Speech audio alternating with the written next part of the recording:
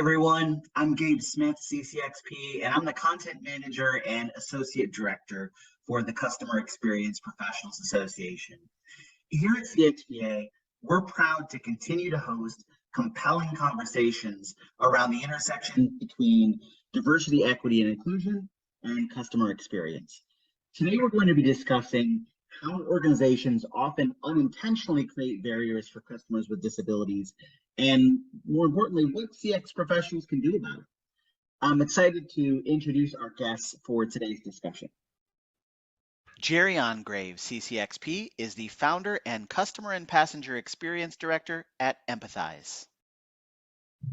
Anita Chagar is Diversity Network Leader and Stakeholder Engagement Support at Heathrow Airport. Stacy Sherman is host of the Doing CX Right podcast. And Stacy Hirschberg is a special guest joining us to share her unique perspective on this topic. Thank you so much for joining us today. Excited to have this conversation around how organizations can create more inclusive experiences for individuals who are navigating the world with disabilities. So excited to have a great conversation with you all today. First, I wanted to ask for each of you, I'd love to learn a little bit more about your personal journey in this area and understand why diversity, equity, and inclusion and its intersection to customer experience is so important to you personally. So Jerry, I'll start with you on this one. Well, thanks, Gabe, and it's a real pleasure to be part of this webinar. Thank you. For me, my background is I'm a customer experience professional, having been in-house and now as a consultant. But I think this area for me is really personal in the sense that my son has got a profound learning disability, and with that comes all sorts of challenges as well as some amazing highlights and positive areas. But what I've noticed is that a lot of organizations who kind of are not involved in that side of the world, if you like, can carry on doing what they do. It becomes very process driven, and it takes out the human aspect to it. And personally, the bit that changed it for me was traveling back through an airport. We were traveling back from New Zealand to London, where I used to live in New Zealand, and my son was having a real meltdown. He was screaming his head off, and because that's just the energy, the light, the environment had got too much for him. And we got absolutely zero empathy from the staff that worked at that particular airport, and from other passengers, I have to say. And it was one of the lowest points that I've ever been, because as a parent, you know, you're always trying to do the best. And so it struck me that when I got into the customer experience world, that empathy piece is so important. And you know, some people need to be shown it, other people it comes more naturally. But yeah, so that then inherent link between customer experience and colleagues and organizations was really key for me. So that's kind of, I guess, in a way how I've ended up here today. Yeah, no, you know, in CX, we talk about those moments that make it or break it. And, you know, it sounds like you've experienced those moments that profoundly broke your experience and motivated you to want to do something about that. So that's fantastic, Jerry. Stacy Sherman, would like to come to you on this. Why is this such an important area of passion for you? Because I have been in the corporate world my whole life, and there's many times being a woman, being a leader, being petite. I say that because there's bias, there's judgments, and over my career, it has been a handicap in the corporate world, and I don't think there's a need for that. And I've seen others not feel included for different reasons. And so I care to be a champion so that it's better and it's easier for my daughter, the next generation, including my son, who also gets to be an advocate. And it's in our control to drive more inclusion and people feeling valued no matter what. So it's experience. It's also what I've seen.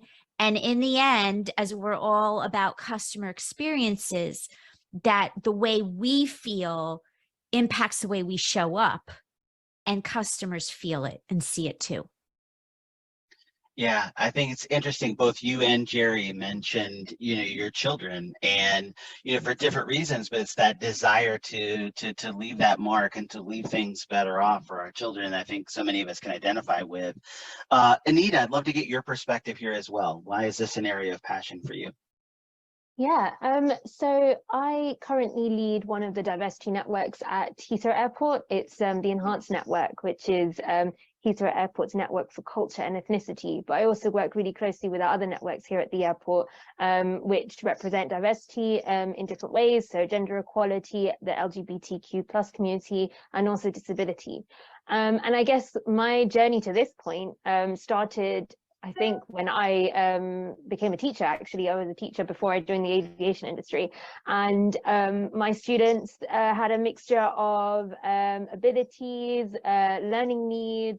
English was not always their first language, and as their classroom teacher, and I taught them English, I was an English teacher, it was my responsibility to create the conditions in the classroom for them to thrive, for them to succeed, for them to feel like they can succeed, and really create those opportunities to do that. So I think that was probably my first exploration in what inclusion really meant and felt in front of me, and what I could do in that place. But it was also when I stepped away from teaching and then went into recruitment and started assessing candidates from across the UK to actually go into teaching, that I started to notice that disparity that came from a lack of inclusion at times, or a lack of equity, and not necessarily within the recruitment process, but simply in the communities that the candidates were coming from, or the education that they had, that they were coming from, or the kind of society that they are being brought up in. And it frustrated me because I could see such great potential but being hindered because of things outside of their control. And I guess once I joined Heathrow and I discovered that we had these diversity networks which you could actually take part in and be a part of, I just knew I needed to kind of bring all of that experience and frustration to together to then really help impact our colleagues at Heathrow. And then it also helps that I work in my day job at Heathrow in the customer engagement team. So actually everything that I've been learning and doing in the diversity space then spills out really nicely into the customer engagement world and really thinking about our passengers that come through the airport. That's fantastic, Anita, and love that your initial exposure to this was through the landscape of education and being a teacher. I also was an English teacher, and so can identify with that that aspect, that you're close to the problem, you're close to some of the barriers, and you're also able to see the power of bringing people together, regardless of their age or sexual orientation or gender or what have you. So I think that's great, and it's great to hear about some of the work that you're doing now. Stacy Hirschberg, would like to come to you on this as well. Why is this an area of passion and importance to you? So I wanted to start by thanking you for having me, and this is a real great opportunity to let my voice be heard and hopefully help myself and other people in the future that have challenges. I was born a typical identical twin with normal abilities, and when I was 15, learned that I don't absorb vitamin C, and it's given me a lot of challenges in my life, including having to have had 85 surgeries on various body parts, because when you don't have vitamin C, everything breaks down. I also am a teacher of 22 years of children with special needs. Autism was my specialty, and going through my life and my daily challenges, it's not easy. There are varying abilities and disabilities. There are disabilities that you can't see. I have crutches and a cast on my arm, which you can see, but I also have medical conditions that you can't see. So it's important to bring to light what brands and airports and daily activity living can help people like me who have challenges. Yeah, absolutely. I think you've articulated the reason that we're all here and having this conversation so wonderfully. So I'm so glad that you're here to have this conversation. One of the things I know in the field of customer experience, CXPA has been talking a lot about this area for the last couple of years, diversity, equity, inclusion. It's one of our core values, but would love to get each of your perspective on why this topic matters to CX professionals and how the discipline of CX, in your mind, is related to DE&I. So Jerry, I'll come to you on this one. The relationship is inextricable. It's such a close relationship that you cannot operate in a customer experience function without thinking about who your customers are and what their backstories are. And we just heard from Stacy. You know, yes, the crutches and the arm cast may be visible, but the emotional side of it, what's it like to have had 85 operations, yeah, and that person. So why wouldn't we make our experiences as easy and as comfortable and as quick and as calm as it needs to be? So I think the link between CX and the sort of diversity piece is because it's all about people. Customer experience is about people, yeah, and we shouldn't do anything. We shouldn't create experiences, however unintended, that kind of put barriers in the way. You know, when I'm working with airports, for example, you know, the aim is to have everybody, whoever they are, whatever their background, whatever their challenges, come through the airport and not feel that they have to ask for assistance, because it's just, you know, the built environment, the service training that everybody has just makes it so easy, so empathetic, to use that word again. So I think that link is so strong because it's about understanding not just the customer's needs and wants, but their backstories, their motivations, their fears, what are they anxious about, what are their attitudes and beliefs. So yeah, it's all about a real understanding of exactly who our customers are, and when we have our moment with them, we need to make it count. Absolutely, Jerry. I mean, I think it goes back to your first comment when you talked about empathy. It's that very deep level of empathy that we're going to be, you know, exploring. So, Stacy Sherman, want to get your perspective here. For those who are watching, why should this be a topic that they really think about and consider as they're going about their day-to-day work of customer-centric transformation and improvement? Yes. So CX professionals and all leaders, and by the way, we're all leaders, even if it's not in your job title, we get to drive personalization. In other words, there's no brand that really can just do a cookie cutter approach, one thing for everyone. And because we know this is true, that we are in a position of power collectively to make sure that products and services are designed to help, to be helpful. And that's why I'm really passionate about this, because as a leader in an organization, I get to educate, and they get to educate, and they get to design products and validate. That's our job. We get to validate what we think someone like Stacy Hirschberg would want, and make sure that what we're producing, what we're creating, continues to meet needs. So that's really the why, because we're in a position to be able to do that collectively and make a difference. Yeah, I think that makes a lot of sense. And Anita, I'm curious here too, for you, you're in the airline industry. Obviously, there are people who be watching this broadcast across industries and geographies. Why is this an issue that CX professionals should care about from your perspective, and how do you see these disciplines as being related? Yeah, so I think I thought about this, and it's simple. It comes down to people, customer experience, diversity, equity, and inclusion. It's about people. It's people focused. But also beyond that, it's about creating those conditions for those people to thrive in, and to succeed and to feel like they're being included. And then beyond that, I think it's thinking about customer experience and DEI, and how you do have to consider the individual, and then you have to consider the individuals that make the collective. And I think it's those kind of parallel lines that run throughout CX and DEI that make them relatable. Yeah.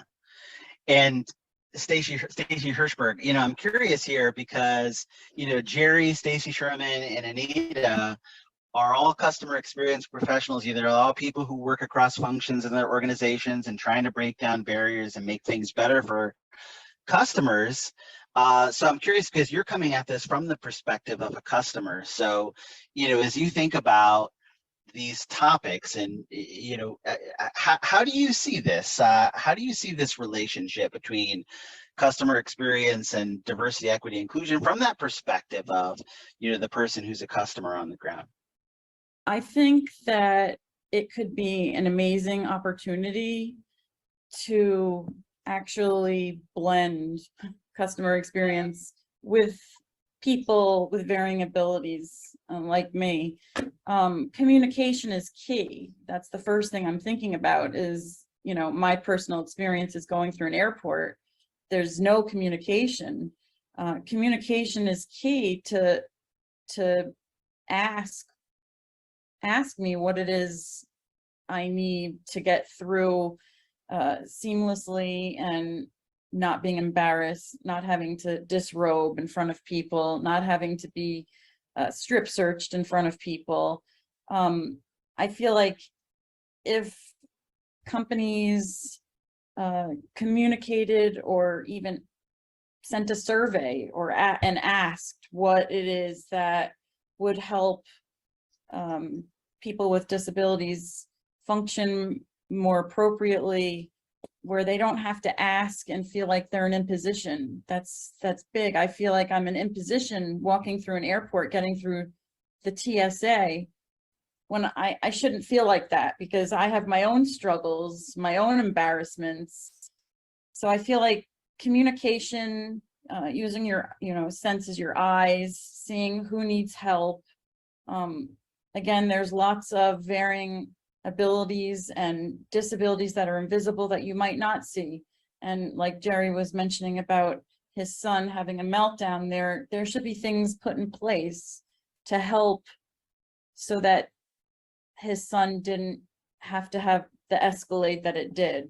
I feel like communication is the top priority.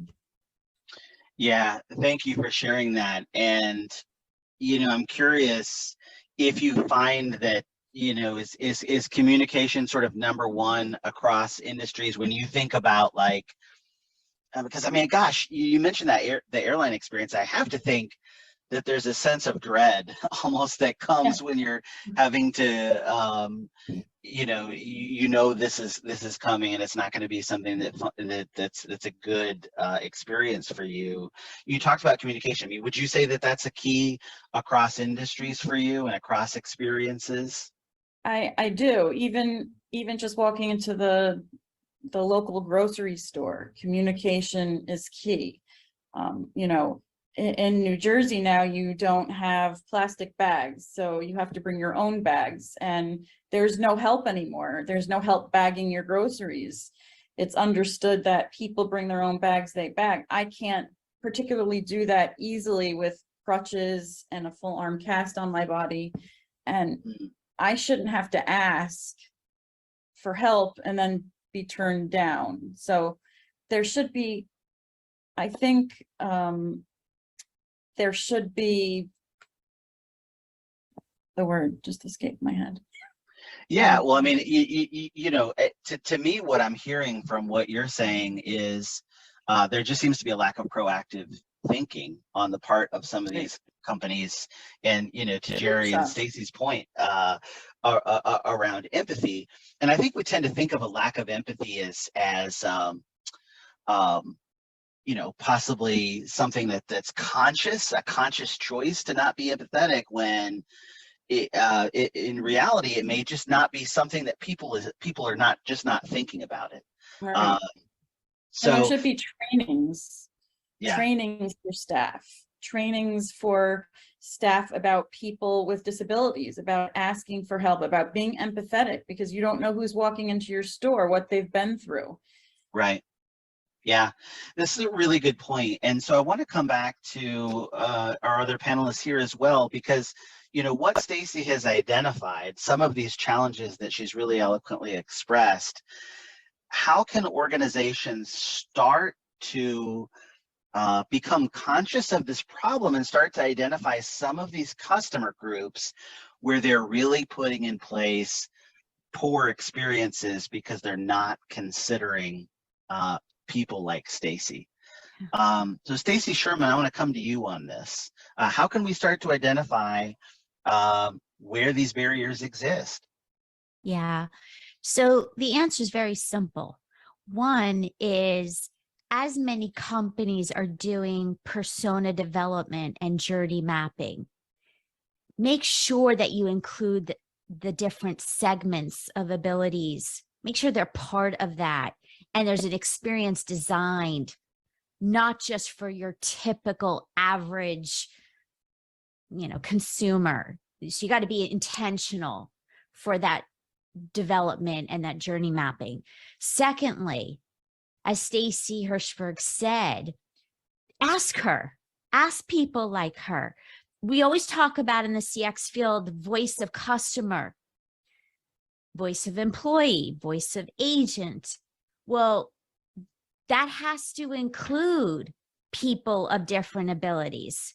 So it's just expanding what we already do in the CX field, but it is that intentional effort to make sure that this segment is cared for. Yeah, great point. Intentional effort, that makes a lot of sense. Anita, would love your perspective here too. How can organizations start to identify individuals who may be falling through the cracks? Yeah, I think there's several ways that this could be addressed, but the one that I want to highlight, and is kind of why I'm here, is the power of staff networks, and actually looking more locally within your organization to speak with your colleagues who may actually fall within some of these segments and categories of marginalized groups or underrepresented groups.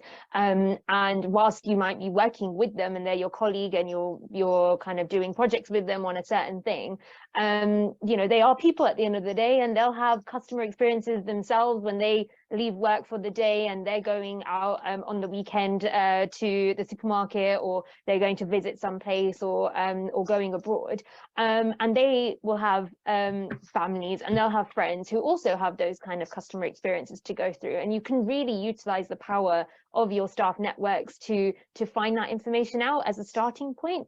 I think that you'll find, as we do here with our staff networks, colleagues who are willing to share their experiences outside of the working environment, as a parent, or maybe a carer of an elderly person, or with their own disability, or maybe having a family member who does have one, and what they have to do to ensure that they're feeling included. And you're actually able to then kind of create those safe spaces to have those conversations and ask those questions with colleagues that you know already. And I think that has been a big kind of eye-opener as a way of really getting that kind of insight. And they may even have solutions that they've seen and they've gone out and recognized works elsewhere that could then be brought to the table in your work environment. So yeah, I definitely feel like staff networks, which tend to be created off the back of underrepresentation in businesses, is where it's a good place where you can go to kind of find that those kind of stories. Yeah, really excellent suggestion, Anita. Getting as close as possible, whether it's to staff, whether it's to customers.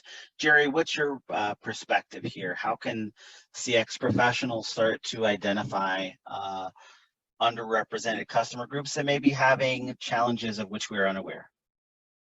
Yeah, and I think that's part of the point, isn't it, that we kind of don't know what we don't know often. But I agree totally with what's been said about talking to employees because they see the operation day in, day out, talking to customers who are using it but are finding it difficult and really understanding why that is. But I think beyond that then is and some organizations may be a little bit nervous about this, but it's but inviting people in to see your organization. So that people who are representative of diversity groups, equality groups, wherever they may be from, bring them in. And if you have a retail store or a grocery store, or if you're selling cars or something, or an airport, you can bring people in physically, see it, but also and then you can walk with them through the supermarket, through the grocery store, and get a sense of, well, what does this lighting feel like? What are the noises that are going on? What are all the stimuli that may make it really uncomfortable?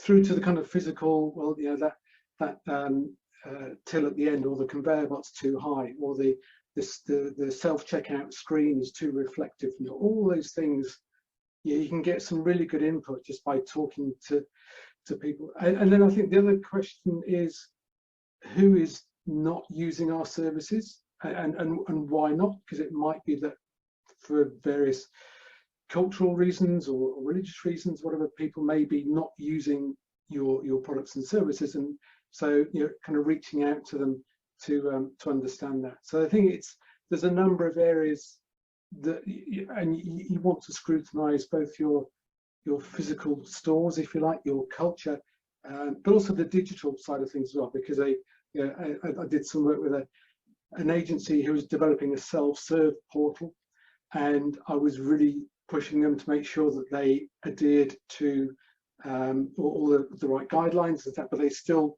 came up with, you know, putting dark blue writing on a black background, and that's no good for anybody, let alone someone who may have a vision impairment. You know, what does the digital side of things work? So there's a lot of areas to get into. It's not easy and it's not quick, but it's well worth the effort of reaching out to those areas, as Stacy and Anita have talked about, to get that input. It's invaluable. Yeah, absolutely. And so, Jerry, I want to stay with you here. So, you know, we're the CX professional. We've done this shadowing. We've done this observation. We've talked to customers. We've talked to fellow staff, as Anita had mentioned, and we've identified some areas where we're creating some barriers. So once we're able to identify that we have these barriers, we have these challenges, how can systemic change be implemented?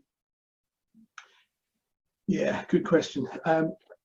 Stories would be where I start. So share the stories of what it's like for someone like Stacy, who's dealt with so much in her life, to go to a grocery store and be treated with contempt, or someone who's had someone who doesn't empathize with Stacy's position. You know, tell those stories, turn the metrics and the scores into real human stories, because then the penny starts to drop amongst your stakeholders, and then you can start building in, and forgive me, Anita's a better place to talk about this from Heathrow Airport's perspective, but design principles. So whenever the organization is making decisions, or it's deciding which projects to prioritize, there is always that, as Stacey said, the voice of the customer, range of customers in that process. So I think there's a number of things that could be done, right from the kind of the storytelling through to the making it part of the systemic way the organization evolves. Yeah. So Anita, I think that's a natural segue to you. You know, Jerry mentioned the work that you've done at Heathrow, and he specifically mentioned, you know, the power of stories. Would love to learn from your perspective what it's going to take, what it does take to get these changes implemented. Yeah, so for systemic change, I really feel like inclusion needs to be built into an organization's values, their vision, their mission, kind of what underpins their everyday. And that plays out in being able to identify inclusion, assessing for conclusion, calling it out when there's a lack of conclusion and being comfortable to do so, and even creating standard agenda items in meetings and conversations to really discuss equity, diversity, and inclusion.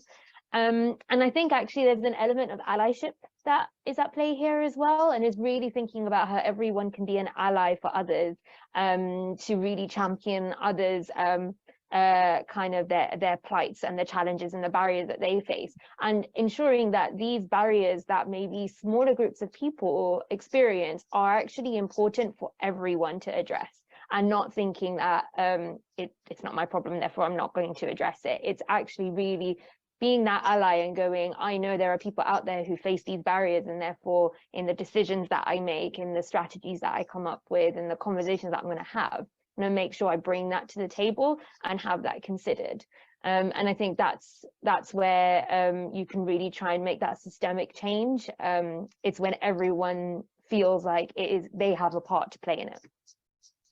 Yeah, really important, and I'm sure storytelling, is integral to that as well. And so, Stacy Sherman, as you hear from Jerry, as you hear from Anita, Jerry talked about stories, Anita talked about allyship and sort of weaving an inclusion focus into everything that the company does. What's your take on what else can be done to make sure that these changes are implemented? Couple things. One is to continue on the topic of culture. So in a company, I typically, wherever I work, go around the company and say, you have a CX job, you have a CX job, finance, HR, legal. And you know what? The same thing holds true for this topic. We all own diversity, equity, inclusion, even though some companies have that champion, that one employee or maybe a few employees, but that person and small team can't do it alone. So like CX, we all need to recognize we have that in our job, even if it's not in the job description. Secondly, we top down and bottom up need to create a culture of psychological safety. We do a lot around physical safety, but psychological safety is critical for change to happen. Because if my team, I happen to lead a team, if they feel comfortable to express their challenge, their discomfort, and the need for some accommodation, including students, everybody, then that's key, psychological safety. And to that point as well, I will say, as I do in customer experience, while we need brands to own it, we also need to train people, including students, to self-advocate. You have to ask for what you need. It is a two-way street. That's where you have to, put on your own in the airplane, right? You have to take care of yourself too. So whether you have different abilities or not, that just holds true. So bottom line, ask for what you need, and brands can make it a lower level of effort so that we can live more comfortably. Yeah, that's a really, really great point, Stacy. And Stacy Hirschberg, you comment? I was going to say that I won an award at a local store a couple of years ago, and I won the award writing an essay about my story, and I did win the award eventually, and it was an amazing experience for me. And to this day, every hired employee has to read my story, has to read the story that I submitted that won the award, and it's helped so much. The employees, they've actually approached me when I come into the store, but it's helped so much, want me to go back there, because I feel like it's a safe space that I can just be myself, and it's empathetic and understanding, and I receive help. But I just wanted to say that that's also, an important point, that with the storytelling is every new hired employee to the store has to read my story. They're given the story of somebody like me so that they can understand better how to help. Mm-hmm. Yeah, absolutely. And I mean, I think there's so much value in feeling heard that you just illustrated. And, the fact that people in CX roles have the power to make things easier and better and to create that sense of trust in customers, I think is such an awesome responsibility that we have. And thank you for illustrating that. Stacy Sherman, I want to come back to you on this. We've talked about the connection between CX and DE&I. We've talked about why it matters. We've talked about how CX professionals can identify where there are gaps and how to bring about change. So I want to kind of come to the elephant in the room, and that is return on investment and prioritization. Two questions that anybody who does this work are going to run into when we say, hey, we've identified this is a problem and we need to fix it. How can we prioritize what improvements need to be made? And second, how can we start to prove that return on investment case that we know is always out there? So Stacy Hirschberg's story actually answers that question, because and I'm happy to say, I would never badmouth a company, but a good one, I think it's worth sharing, that it's the Container Store. I don't know if they're all over the country, but that company, look right now, is getting branding. Stacy goes back and buys again and again. She refers. So it amplifies when you do the basics right. Never mind, the Container Store goes up and beyond. But when you do it right, there is that return on investment. It amplifies. And I think that a lot of activities, both in DEI and CX, are not so easy to measure the way an e-commerce sale is, right there on the spot, right? Credit card, cha-ching. It's not that simple. Yet absolutely can measure churn, retention, loyalty, referrals. And so I think Stacy's story absolutely proves this point. And voice of customer is how you know. Just ask. Yeah, and I think, there's power to getting it right first. There's power to, Stacy's story that is being shared with not just the employees, but, as you said, she's telling her family and friends about what a great experience she had and driving some of the word of mouth referrals there as well. Jerry, what's your perspective on this question of prioritization and ROI that we know we're going to be asked about? Yeah, I think Stacey's absolutely right. I think there's, it is harder to prove, but that's because it's customer experience thinking is all about a belief that if we get a better experience, the business will follow. And certainly if we make our businesses more accessible, more welcoming, more empathetic, then that's going to attract new customers that may not have come to us before. So, straight away, you're getting more business through the door, and as Stacey said, they're going to spend more, they're going to advocate more, they'll stay with you for longer. I think often as CX professionals, we get asked that question, what's the return on investment? And I think there's another aspect here, which is around this is, as well as about creating a stronger commercial business, it's about how we deliver on that kind of social purpose, that more kind of ethereal sort of purpose, why we're here. And certainly that doesn't, a lot of this stuff doesn't have to cost very much. A smile doesn't cost anything, doesn't it? But you've got to have the right culture where people turn up for work and they feel, yeah, I'm going to have a really good day's work. My work is really valued.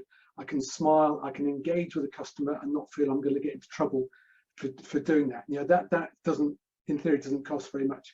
Other things like, for example, I don't know if you can see that, Gabe, but there's the sunflower lanyard, which a lot of cinemas, supermarkets, use, and it's just gaining recognition around the world, and it's very, that costs cents to buy, but it sends a really strong signal to employees that actually, you know, this person may have more challenges than most, and we need to recognize that and deal with it appropriately. So yeah, so yes, it's all about making a stronger business from a commercial KPI perspective. Better experiences equals better business, but it's also about that contribution to society that we can make about being more inclusive, and that there are lots of ways, low cost ways of doing that. Yeah, so it doesn't have to cost a lot. You mentioned sort of mindset and some of the easy things that employees and organizations can do to help affect change. Anita, I'd like to come to you on this. What's your perspective on prioritization in ROI? Yeah, well, firstly, I just want to say, Jerry, we have those sunflower lanyards available at Heathrow as well for passengers to wear, and colleagues do too, as a way of identifying that they may have a hidden disability without having to specify. And as for prioritization, I'd like to introduce the concept of intersectionality within the diversity and inclusion space, and really thinking about how any individual is multi-layered, multifaceted, and goes through multiple experiences and challenges and barriers based on those different layers. And so when it comes to prioritizing, it's actually considering, you know, what should we do? What can we do, which maybe addresses many of the layers of an individual. I often use myself as an example. I'm female and I'm of South Asian descent. And so I face challenges off of both of those, and they can be independent of each other, but also as a collective experience too. So if I were to, as a customer, see something that addresses the barriers and challenges that I face on both of those elements, that's a win for me. And I think when it comes to prioritization, we should be thinking about that, because a customer may have a disability, may also have a language barrier, and may also feel like they are really underrepresented in the area that they're in, and therefore, what can you be doing to maybe address all of those as a way of prioritizing? It's a challenge. I think you really need to have a good oversight of your customer demographic and also feedback. But I think being mindful with feedback is thinking about what is being said, but also what's not being said, because sometimes you'll find marginalized groups won't share feedback, won't say anything, because they don't think it's going to be picked up on or addressed, and so they just won't say anything. So it's really identifying those bits too.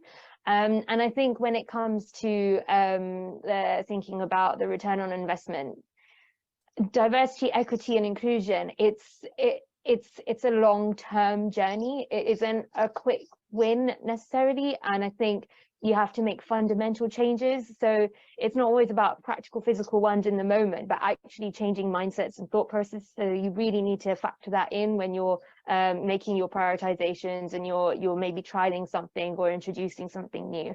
Yeah, it's not quick. Yeah, really great perspective there, Anita.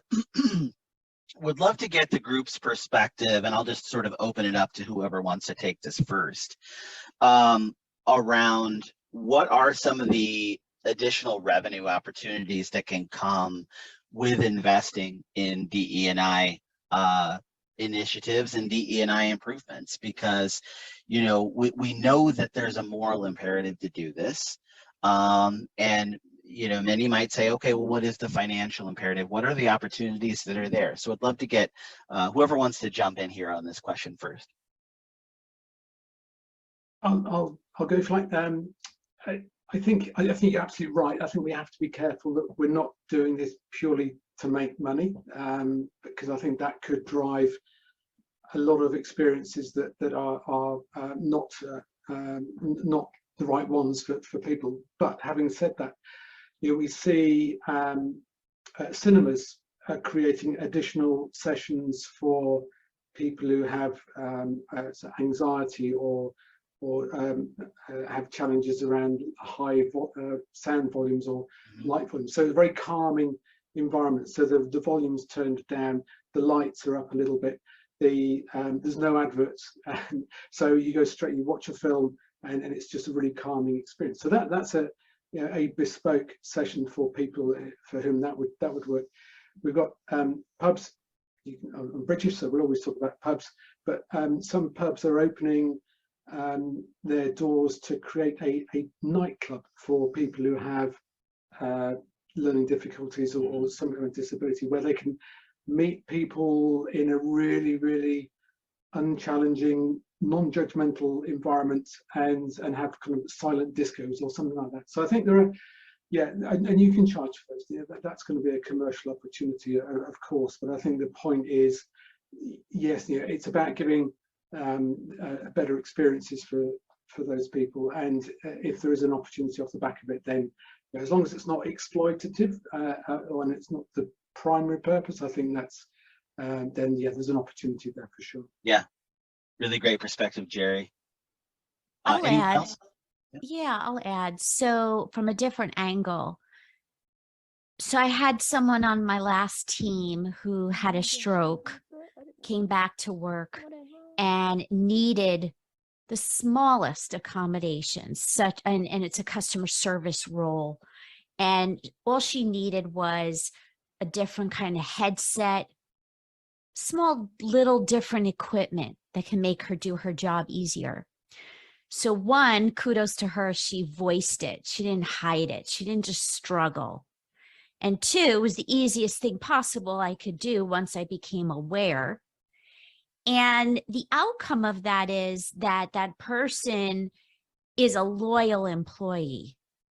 And it's expensive when people leave and you have to bring them on, acquisition cost and retraining cost and all that. It's much more affordable to keep your great talent.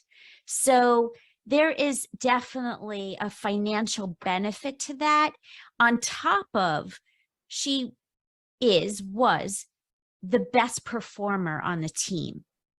And the customer receives that on the other side of the phone. So lots of value and benefits to caring and doing something to be helpful. Yeah, absolutely. I love that. And I do think that beautifully illustrates sort of the value of loyalty. And, Jerry, some of what you were sharing is some additional, revenue opportunities. I can only imagine that experiences like that really create that strong sense of safety and trust that are the building blocks of loyalty. So that makes a lot of sense. And I want to come back to this idea of stories. Stacy, you've shared, how the power of your story both inspired you as well as some employees of that store, which I think is awesome. And Jerry, you also mentioned the word exploitative and trying to avoid, being exploitative.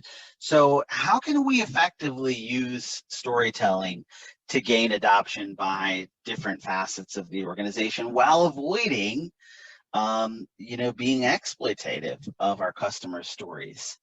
So Anita, would love to come to you, and then Stacy following that.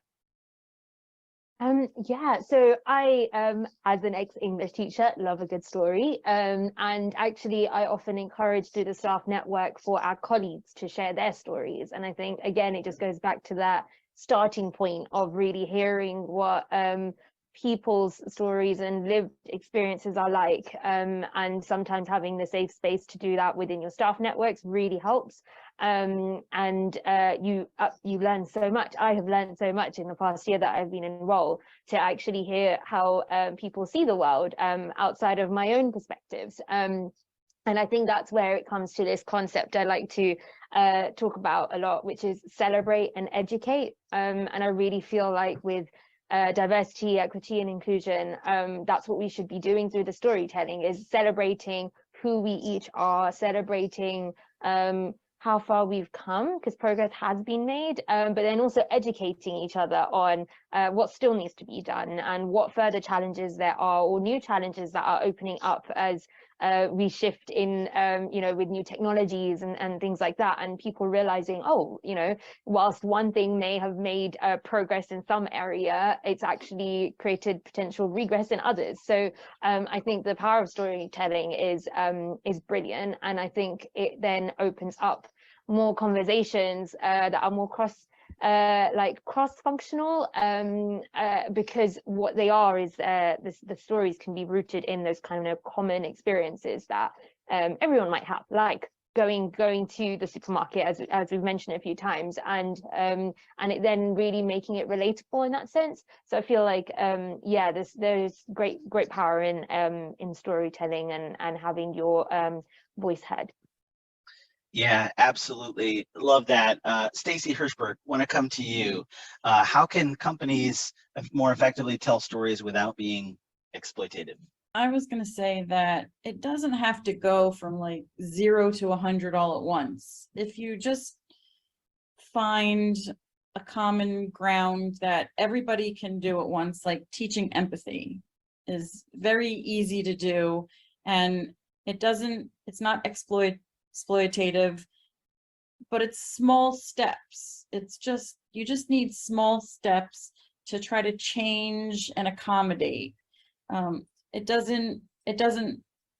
Teaching empathy isn't something that's really hard to do. So if you just start training and then talk to the people that come into your store and ask what can be done to help, it will be a lot easier. Yep, absolutely. And I want to stay with you, Stacy, because I think we can get caught up in understanding everything that's broken about an experience. And you mentioned at the top of the broadcast, your experience in airports and having that sense of dread and thinking about is this going to be a humiliating experience this time, and some of those pieces. So would love to understand what an ideal experience looks like for you, that would solve some of the challenges that you've expressed so well today. For me, an ideal experience would be being able to travel through TSA like any normal, typical person. I immediately get sidebarred, and I do understand the TSA has to do their safety precaution and measures, but I travel with a lot of intravenous medicine that's packaged appropriately as per TSA, and still it's taken out. It's not supposed to be exposed to light, and they're holding it up to the light, and the strip searches, things like that, I feel don't have to happen at this point. And I understand that, I'm just a regular traveler going through, and they need to be sure that, everybody's safe. But it would be nice if the staff was more empathetic towards me. They're very rough. They're very coarse. They're not nice. There's no eye contact. They're touching places on my body that they shouldn't touch. There's no humanity. There's no personalization. I just feel like I feel embarrassed, but I feel like I'm stigmatized. People are watching, and it doesn't have to be that way. If you just have communication, like somebody mentioned, a smile, eye contact, just so that I feel like I'm a human who has a lot of challenges and disabilities walking through an airport. I feel, it just doesn't need to be so stressful. Yeah. I mean, I think you've hit on so much of what we've been talking about today in terms of what CX professionals can do to try to make experiences better for people with disabilities that Anita's talked about, that you've talked about. And Stacy, I know would love to hear your thoughts here too. So the word communication is mentioned a few times, and I want to say it again. Because through communication, you drive awareness.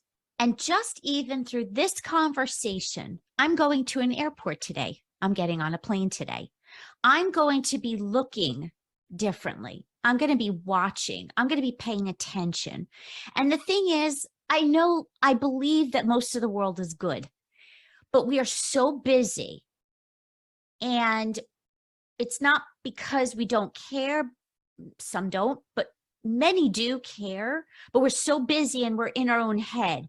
So the more we have this conversation, the more that people are going to see better, and the more that they're going to do something or say something and be helpful. So I think that this is key for all these topics: diversity, inclusion, helping those that are in need, customer experience. All of this is the awareness, because I promise you, I'm going to go to the airport. I'm probably going to be on some Starbucks line. I'm going to see somebody who needs help better today, and then keep that momentum going. Yeah, great, great perspective, Stacy. Would also like our other three panelists to share final thoughts. What is your final message to CX professionals who are tuning in today and thinking about how they can make a difference in this area? So Anita, we'll start with you. Yeah, sure. I guess what it boils down to is that diversity of thought, and really building out the spaces to have conversations, to look at data, look at the insights, to have the safe spaces to suggest potential solutions, propositions, strategies, and kind of really tackle it and see, could it work?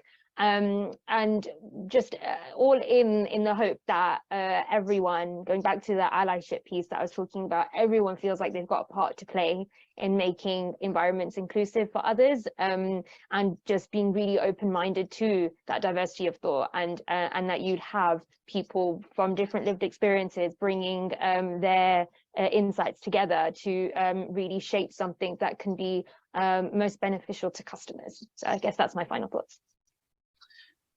Jerry, final thought.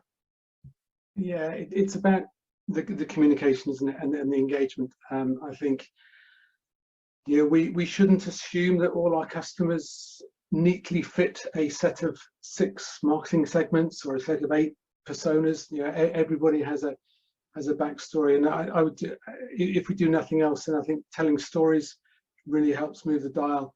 And I think just stepping back from our day-to-day business to look at what we do through the eyes of our customers is so invaluable, and use those customers to help you understand that. So yeah, get involved with all the different groups that we've talked about to show their perspective, and be prepared to champion the cause throughout the organization, and be the one that drives the change. So.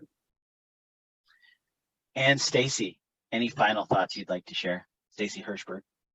Again, I'm so honored to be part of this panel, and I hope that my story at least helps a little bit somebody out there. I myself am flying next week, and I'm going into it with a dread. However, I'm going into it with a dread, feeling like maybe I can teach somebody or something at the airport while I'm going through TSA. I'll wear my normal smile under my mask, but hopefully, we can start the ball rolling on getting life to be a little bit more inclusive for people like me. Thank you so much to all of our guests for joining us today, and thank you for tuning in as well. We hope this discussion has been beneficial as you consider ways to improve the experience for all of your customers. And to learn more about upcoming CXPA events, check out our event calendar at cxpa.org. Thanks, everyone.